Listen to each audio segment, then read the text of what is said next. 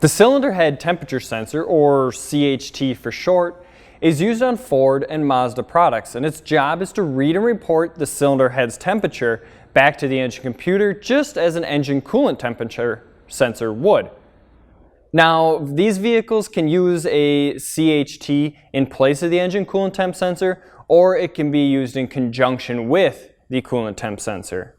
Now, this temperature reading is used to accurately control the amount of fuel that's injected into your engine. It's used to turn the cooling fans on, and it's used to run the coolant temperature gauge that's on your dash.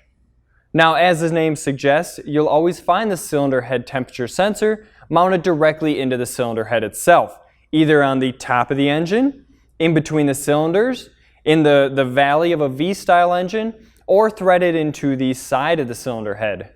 Now, when replacing the CHT sensor, be sure to follow the proper torque specs because over-tightening can lead to damage of either the sensor itself or the cylinder head it's threading into.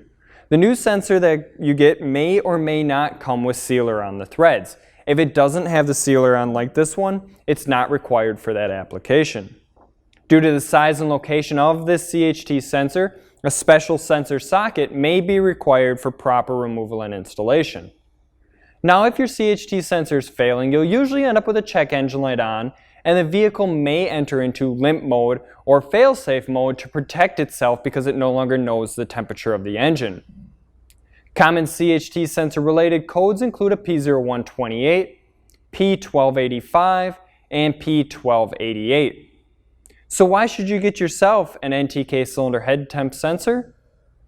Well, as with every NTK sensor, you're getting yourself a premium quality product with outstanding support and industry-leading innovation that's been bred directly from our company's OE heritage.